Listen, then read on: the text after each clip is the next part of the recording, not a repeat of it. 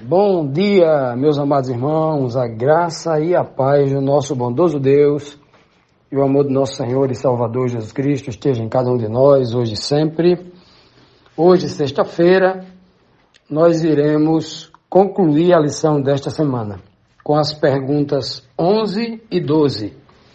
Na pergunta 11, nós temos aqui o seguinte questionamento, que nos diz assim: se Jesus viesse a esse mundo dizendo seu próprio Deus, como seria definido seu testemunho pelos céus, por Deus, pelos anjos, né? Quem deu testemunho verdadeiro do Filho? Vamos escutar do próprio Cristo, em João, capítulo 5, versículo 31 e 32, que diz assim, Jesus dizendo assim, se eu der testemunho de mim mesmo, o meu testemunho não é verdadeiro, ou não é válido em algumas versões, né? Outro é quem dá testemunho de mim, e sei que o testemunho que ele dá de mim é verdadeiro. Que coisa, né?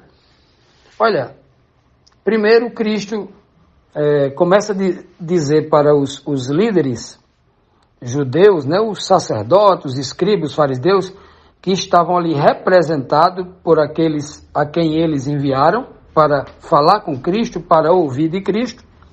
Estavam acusando Cristo, né, de ele querer ser igual a Deus, que Cristo está dizendo que era igual a Deus, que Cristo era Deus e tal, né? E aí Cristo começa a desmenti-los, que Cristo nunca disse isso, nunca se fez igual a Deus, né? Cristo começa a dizer várias vezes que tudo que ele tem foi ele que recebeu do Pai, né? O Pai é maior do que ele é dependente do Pai, tudo, né? A gente já estudou aqui muitos versos deixando isso muito claro, de forma muito objetiva, e nada encontramos ao contrário desta verdade que é plausível, né? Cristo até se estendeu muito falando sobre isso. Cristo nunca se estendia para dar resposta aos fariseus, mas nesse caso ele falou muito tempo. Ele nunca dava muita atenção a esse povo que não queria ouvir a palavra, né? Mas nesse caso ele começou a falar do versículo 19, 5:19, até o último versículo do capítulo 5, é ele falando direto só sobre isso. Foi uma resposta muito longa, muito abrangente que ele dá. Então, ele diz aqui assim, olha, preste atenção, né? Se eu desse testemunho de mim mesmo, dizendo assim, eu sou isso, eu sou aquilo, se eu dissesse assim, eu sou Deus, o meu testemunho não era verdadeiro. Por quê? Ele está dizendo que se ele falasse de si mesmo, exaltando a si mesmo, o testemunho não era verdadeiro. Porque ninguém fala de si mesmo. Imagine se eu chegasse aqui para vocês e começasse a dizer o que eu não sou. No caso de Cristo, ele não faria isso, né? Agora, ou então eu vou dizer o que eu sou. Eu não sou o que eu vou dizer aqui agora, tá bom? Eu não tenho tudo isso, não.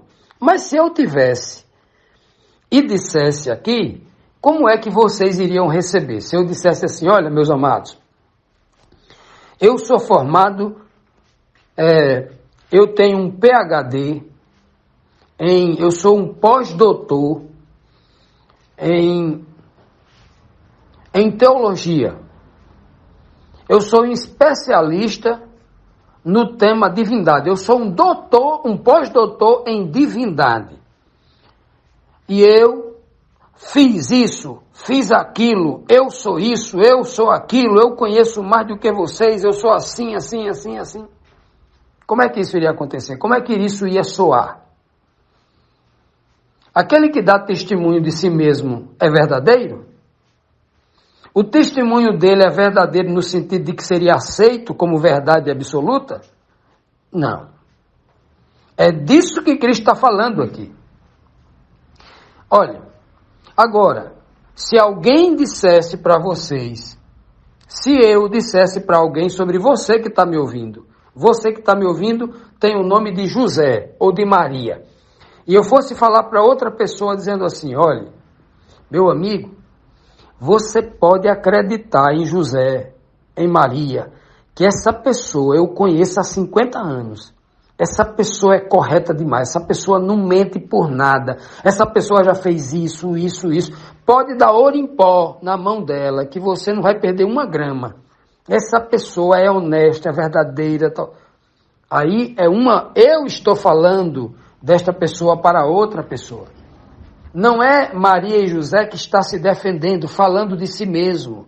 Não tem força nenhuma você falar de si mesmo para os outros, se exaltar, mesmo que você esteja falando coisas verdadeiras, que é o caso de Cristo, sempre fala coisas verdadeiras, né? Jamais Cristo iria mentir.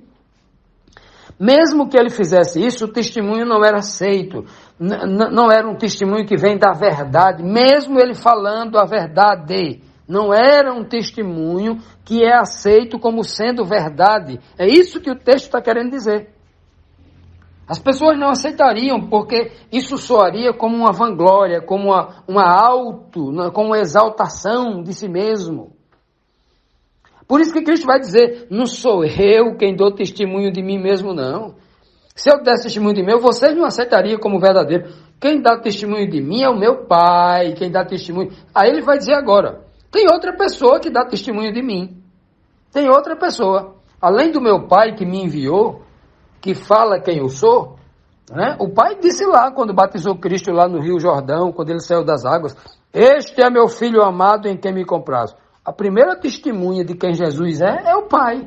Este é meu Filho amado. O Pai não diz, este é o segundo Deus, esse é o meu irmão gêmeo, esse é o meu irmão siamês, é um Deus igual a mim. Ele não disse, é meu Filho amado.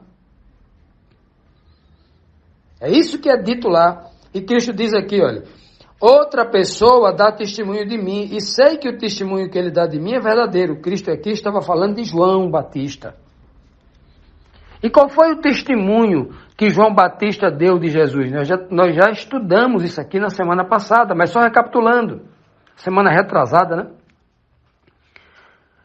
João Batista deu um testemunho lindíssimo de Cristo. João Batista disse assim, eis o Deus que vai tirar o pecado do mundo. Eis o ser divino que vai tirar o pecado. Não, ele diz assim, eis o Cordeiro de Deus. Cristo está dizendo que esse testemunho é verdadeiro. Eis o Cordeiro de Deus que veio tirar o pecado do mundo, que vai tirar o pecado do mundo. E o testemunho que ele dá de Cristo é verdadeiro. João Batista ainda disse assim, olha, peraí, vocês estão querendo dizer que eu sou maior do que ele? Estão querendo me colocar contra ele? Contra Jesus? Vocês estão querendo me colocar contra Jesus Cristo, tentando me fazer ciúme da obra que ele está fazendo? Aí João Batista diz, olha, eu só consigo batizar com água. Mas ele, que é maior do que eu, ele vai batizar com o Espírito Santo e com fogo, disse João Batista, né? Espírito Santo e fogo são sinônimos, né? Nesse contexto é a mesma coisa. O fogo é uma tipologia do Espírito, né? O sinal de que alguém foi batizado com o Espírito Santo, haveria o sinal do fogo. Então, esse é o testemunho que João Batista está dando de Jesus, e Cristo está dizendo, o testemunho dele é verdadeiro, eu realmente sou o Cordeiro de Deus, eu realmente vou batizar. Quem vai batizar vocês sou eu com o Espírito Santo. Não é o Espírito Santo, a pessoa do Espírito Santo que vai batizar vocês, não. Quem batiza sou eu. A pessoa que batiza sou eu, Jesus Cristo. Né? Não tem gente ensinando errado aí? Dizendo que eu fui batizado pelo Espírito Santo. Não, você é batizado com o Espírito Santo. Você é batizado pelo Senhor Jesus. Né? Não tem um verso na Bíblia dizendo que eu sou batizado pelo Espírito Santo. Eu sou batizado com o Espírito Santo. Quem batiza é Cristo. É Cristo quem batiza. É Ele quem batiza, dando dom às pessoas, escolhendo alguns para... O Senhor Jesus é quem escolhe alguns para os pastores, é quem escolhe... É Ele quem distribui como cabeça do corpo, é Ele quem distribui os dons. O batismo com o Espírito Santo capacita as pessoas com dons, para que ele, como um órgão do corpo, ele sirva na obra de Deus como um dos órgãos, cooperando com o corpo inteiro. É assim que é ensinado nas Escrituras. Pois bem, amados, aqui é muito bem claro aqui, né? Se Jesus viesse a esse mundo dizendo o seu próprio Deus, como seria o testemunho dele? Não seria verdadeiro e nem seria aceito, né? No contexto aqui da pergunta. E quem deu o testemunho de Jesus Cristo aqui na terra como homem? Quem deu? Primeiramente, antes dele ressuscitar, foi João Batista, né? E muitas outras pessoas testemunharam. Muitas pessoas que ele curou testemunharam. Tu és o Cristo, o Filho de Deus vivo. Pedro deu esse testemunho cheio do Espírito de Deus, né? Muitos homens deram testemunho do poder de Deus em Cristo, que ele era o enviado, que ele era o Cristo, que ele era o ungido de Deus. E depois que os apóstolos, obviamente, Cristo está falando aqui naquele momento exato, até aquele momento, mas depois que Cristo ressuscita, aí não são apenas mais 12 apóstolos, não. É uma multidão incontável dando testemunho que Jesus era o Cristo. Os milagres incontáveis que Jesus fazia através dos apóstolos, né? Naquela igreja primitiva que foi a igreja mais poderosa da face da terra. E daí segue. Hoje nós temos a oportunidade de também dar testemunho de Jesus, mas tem muita gente perdendo tempo dando testemunho de si mesmo, dizendo eu sou isso, eu sou aquilo, eu sou pastor, gosta de um título, né?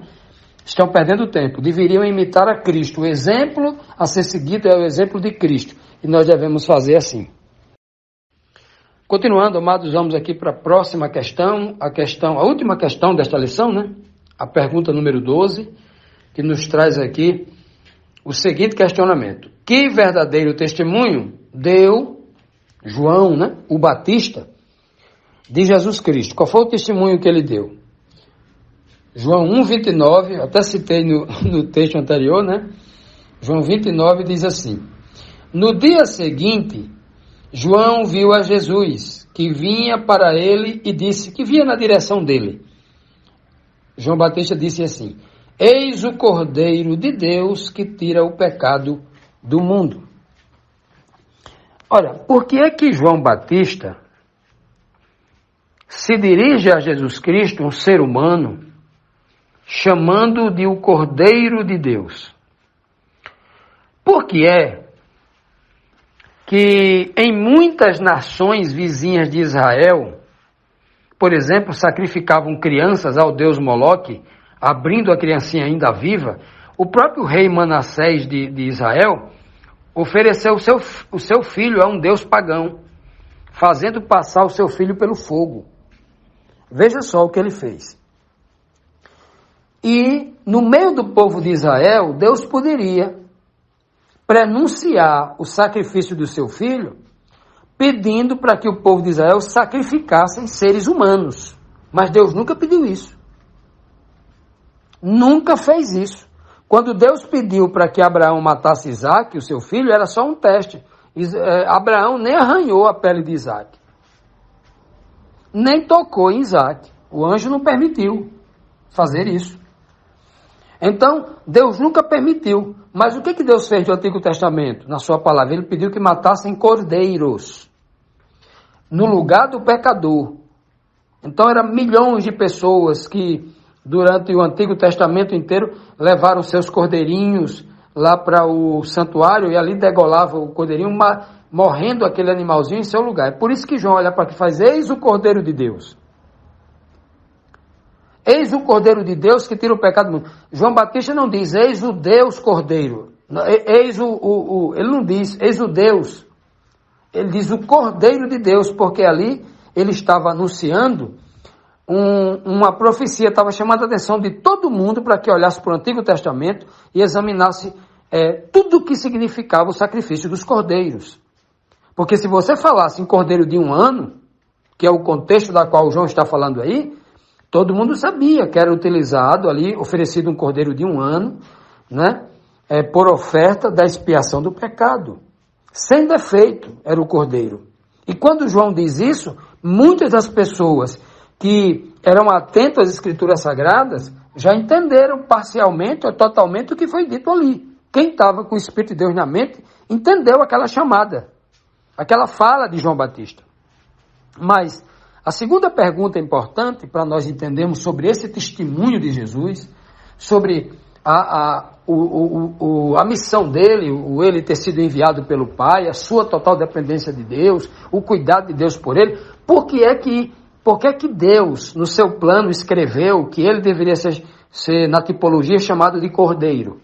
O Apocalipse só tem citações de Cristo falando dele como filho de homem 3 vezes e o cordeiro, uma dúzia de vezes. Né? Cordeiro, cordeiro, cordeiro e filho de homem. Esse é o texto que o Apocalipse define Jesus Cristo. Né? Quando fala numa visão tipológica ou numa visão simbólica. É assim que Cristo é apresentado no Apocalipse. Agora, por que é que João diz o cordeiro? Porque João poderia ter aberto a boca e dito: eis o bom pastor de Salmo 23, que o salmista Davi, do mais belo hino de Davi, o Salmo 23, o Senhor é meu pastor, nada me faltará. Eis aí o bom pastor, e Cristo era o bom pastor. Mas por que ele disse o cordeiro de Deus?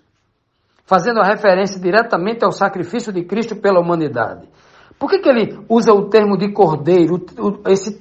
Essa tipologia é tão linda que ela é o que aparece no Apocalipse recebendo as maiores glórias. No Apocalipse, o cordeiro está sentado ao lado de Deus.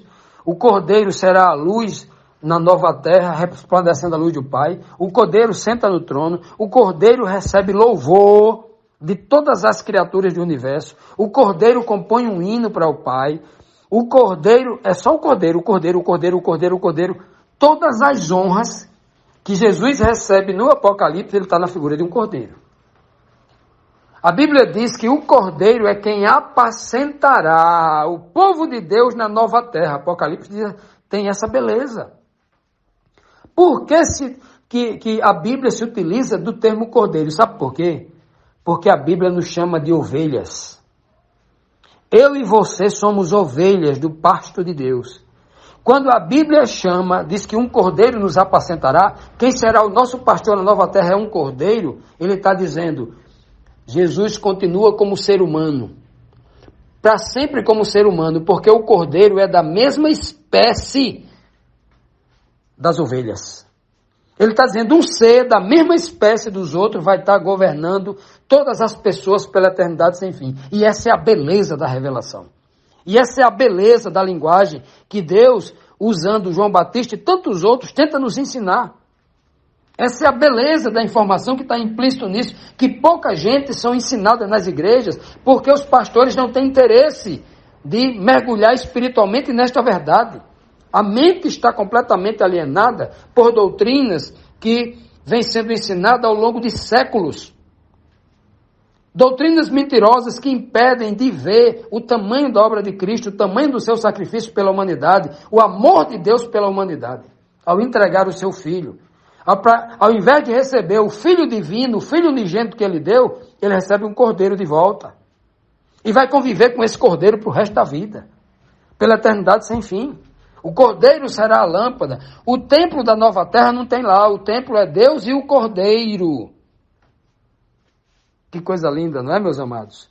Pois bem, é dessa linguagem maravilhosa, poderosa, que o Senhor está tentando, o próprio Cristo nos ensinando para que nós entendamos quem Ele é, quem Deus é, qual é a sua missão e muitas outras informações maravilhosas, não é mesmo? Que coisa linda! E é assim que Deus, o Pai, envia Cristo para que Cristo se revele com toda a verdade, com toda a perfeição, apresentando quem é Deus e quem Ele é, Ele propriamente é. Que o Senhor nos abençoe, que o Senhor nos tome em suas poderosas mãos e continue revelando esta verdade maravilhosa que edifica, que salva. Em nome de Jesus.